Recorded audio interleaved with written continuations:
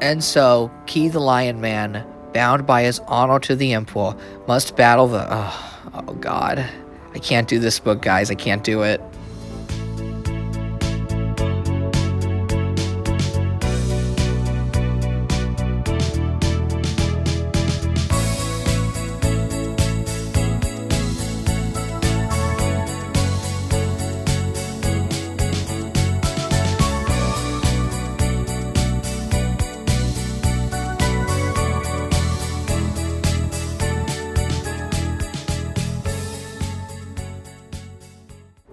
Hey, it's me, Austin's Animals, the Foley Collector, and it's been a while since I talked about a book, so I thought we'd do a little bit of a story time. Grab your stuffed animal, grab your plush, get cozy, and check out this book with me. Today's book is The Guardsman by B.J. Thomas and Todd Cameron Hilton, written in 1988. They say to never judge a book by its cover, but how can you blame me? The Guardsman has a striking and visually stunning cover that would make any Foley or Anthro collector jump. A ferocious lion warrior stands in gilded armor with a Renaissance sword in a future resembling Tomorrowland 1967. Reads the blurb, Key Lanum, Lion Man Commander of the Imperial Guard, faces rebellion and an empire beyond the stars. This cover is enough to hook anyone's wallet and rake in that $4.95 and 1988 bucks. This artwork was drawn by the acclaimed sci-fi artist Thomas Kidd. If you have an ounce of nerddom in your soul, you will recognize his artwork. Even if you've never read any of the books adorning the Frazetta-level work of Kidd, you know this artwork by osmosis. And to me, his artwork sold me on this book and told me that it had the mark of quality. If only I knew. Just by the cover alone, The Guardsman makes a great collectible to any Foley collection, and even if I had never read this book, it would have been a worthwhile addition to my collection. Then I read the novel, unfortunately. See, The Guardsman was written by two authors, P.J. Beese and Todd Cameron Hilton. Editor's note, the name is Hamilton, not Hilton. I was not paying attention, but who cares, because this book sucks and so do its authors. Hope I'm saying their names right. I only checked after reading the novel. They had been written by two different people, and I wish I had before. It would have explained a lot, because the easiest way to sum up The Guardsman is that we have two entirely different novels clashing in a well-constructed universe. Let's start with the good, the world building.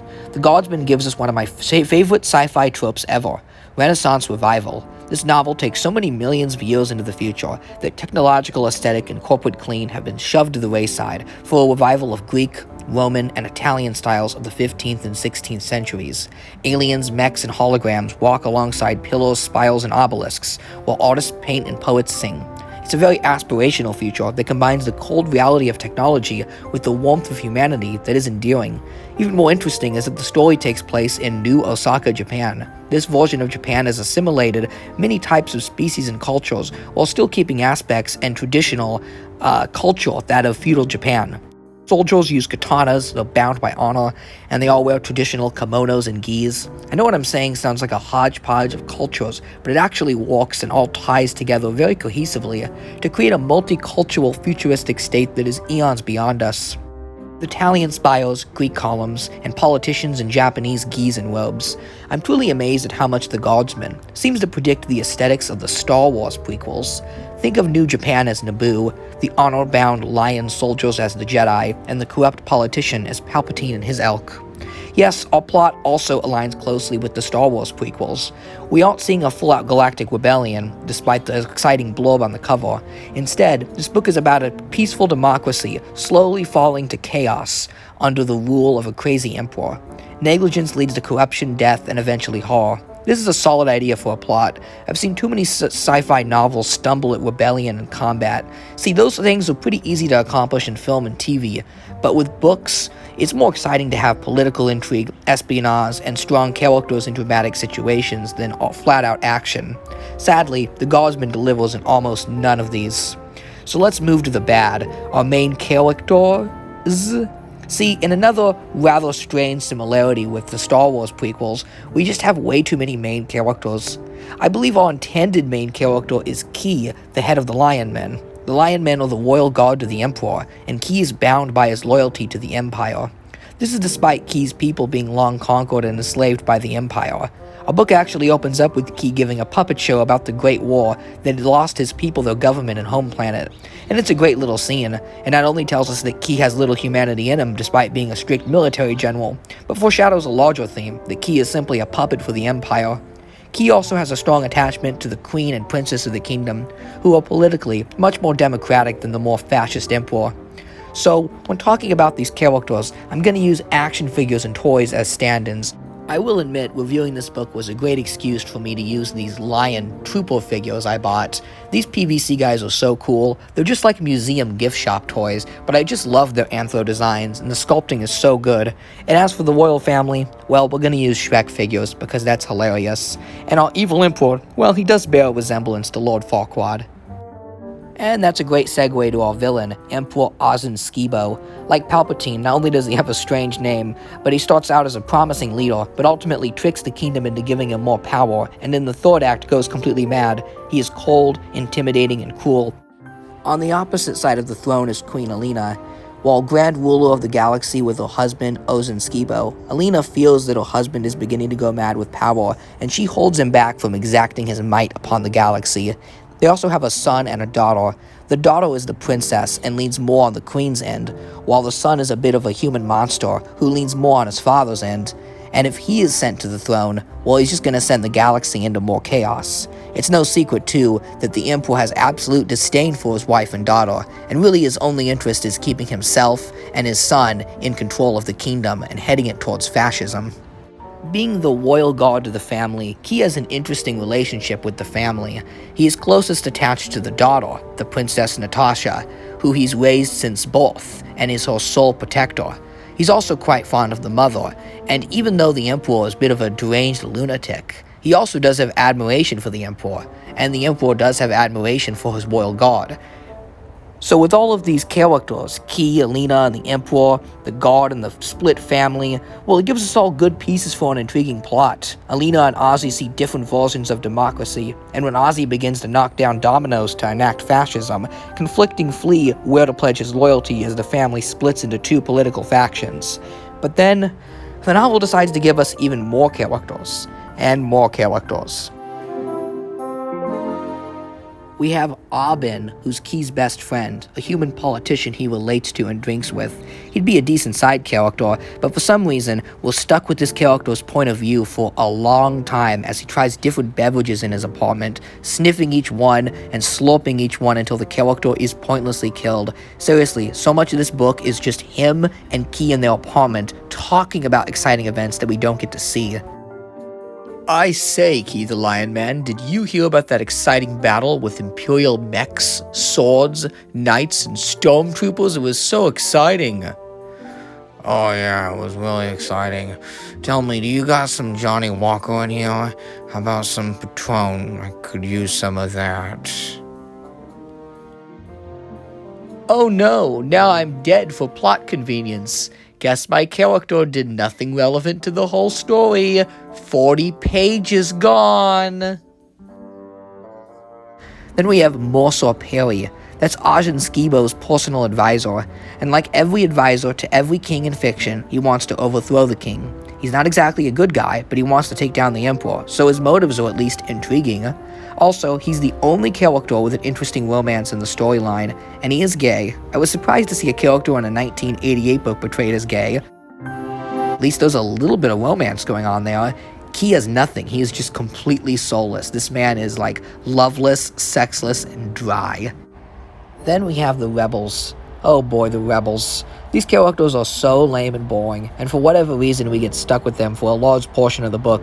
There's Loney, the supposed leader of the rebels, Seta, who's like the second in command, Colwyn, the sharpshooter who's like racist to cat people like Key, the Lion Man, Thomas.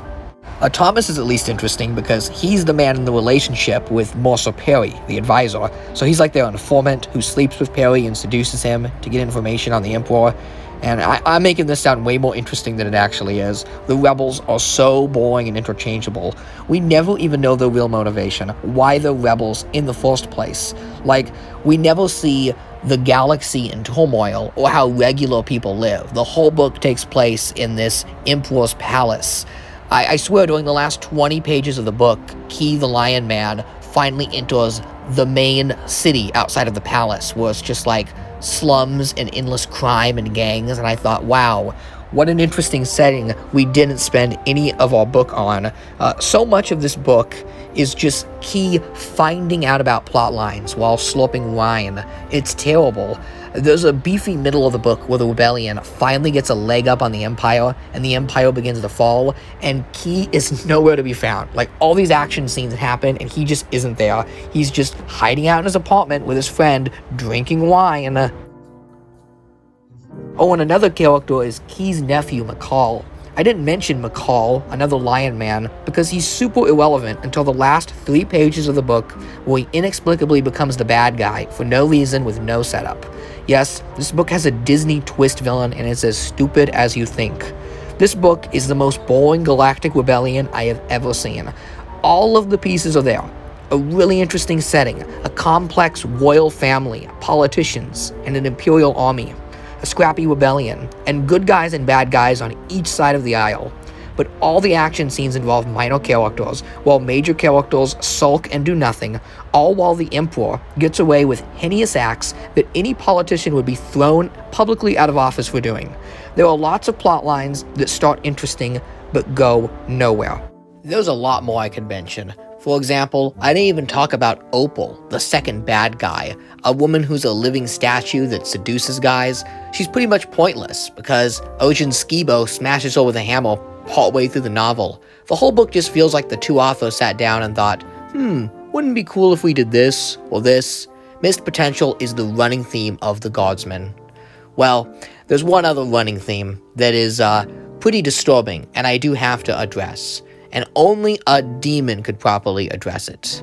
Oh, Indiana, summoning Indiana the lovable Hellspawn.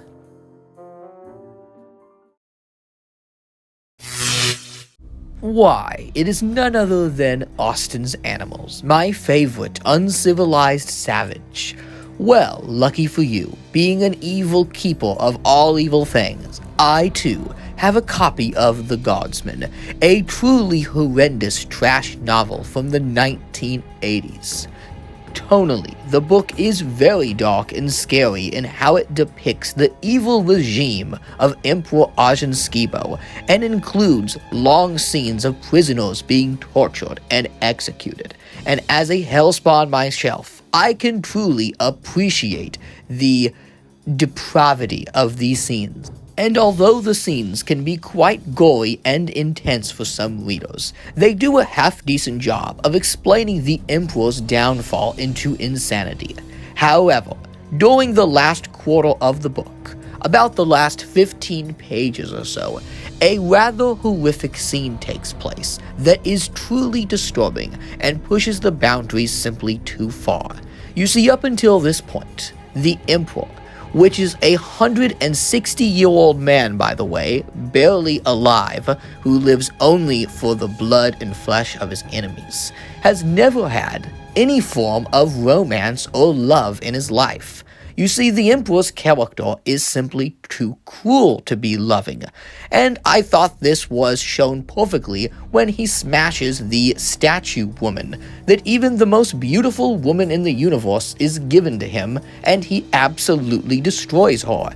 However, the Emperor engages in a scene of intimacy with a number of small children.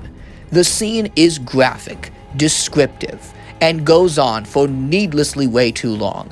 It should have been 0 words long, because it never should have been included in the book. It is horrific, it is graphic, it is disturbing, and it completely ruins the entire novel, and makes the whole thing feel like some sort of dark stain in my and, well, I guess Austin's own collection. though I will inevitably inherit his collection when I take his soul someday. But first, I will have to track down the souls of the two authors that wrote this sick book, because the book itself is sin as far as I'm aware. There are many things I am willing to stomach. The dark tone, the graphic torture and gore in the book is violent, but is needed to show how dark and evil the Emperor is. But to include a disturbing scene with a number of children with it nonetheless, in such graphic, perverted writings, truly fills me with rage and disgust. And truth be told, about 3 sentences in, I gave a quick glance over the rest of the next 3 pages, and could not stomach myself to read these pages. It's even more confusing when you realize that earlier in the book, there was a rather notable romance between characters Mercer Perry and Thomas, and these two lovers never got too intimate in the book, keeping it to a PG rating. So to have an R-rated scene between the evil Emperor and a bunch of children is by far one of the worst and most disturbing things I have ever seen put to page. On top of this horrific scene, the book's finale and ending is the biggest slap to the face to readers I have ever seen. Ki, the Lion Commander, attends the funeral to the Emperor, which of course he kills after the disturbing scene takes place. But at the Emperor's funeral, Ki is filled with such shame for going against his loyalty to the Empire that he has his own nephew behead him publicly, and yes, in front of more children. So our main character is beheaded, and a graphic depiction of his head rolling down a public ceremony takes place as children cry and the novel ends. Wow, what a fitting end to such a screwed up and effed up book. There is no fate for this novel. I can needlessly nitpick the world, characters, and setting like Austin the Idiot did. I will instead feed it to my beloved pet as lunch. Oh, Sally, where are you, Sally? Oh, there you are.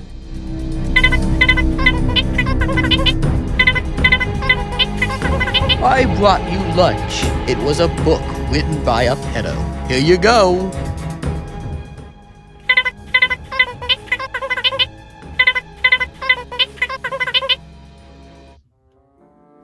Oh, you're still here? The dragon eating the pervert novel wasn't enough for you? So yeah, the ending of this book, it really screws the pooch. And I say that in a light, joking way, but it really is disturbing and awful. I mean, seriously, it's one of the worst things I've ever read, and it's wild and really does come out of nowhere. It's a pretty average sci-fi book up until this point, and truth be told, I had pretty grandeur plans for this video, setting up my action figures in elaborate displays, and recreating all of the characters from the book like I did with the Shadow of the Father review. But I'll be honest, those last 15 to 20 pages were so disturbing and messed up that it wasn't worth it. It wasn't worth giving credit and trying to make the characters look accurate, because this book is damn sick near the end. It really is, and it fills me with dread just looking at it. So I just wanted to get this video out and never have to think about this horrible book again. Don't buy it. Instead, go look at the art of Thomas Kidd. He's actually got a really good website with all of his wonderful sci-fi artwork. He probably didn't know how messed up this book was. He was just commissioned to draw the cover, and as a cover alone, it's beautiful, it's great, and all of his artwork is awesome. I'll link his personal portfolio in the description below. That's all for this episode. This has been Austin's Animals, collecting all things furry.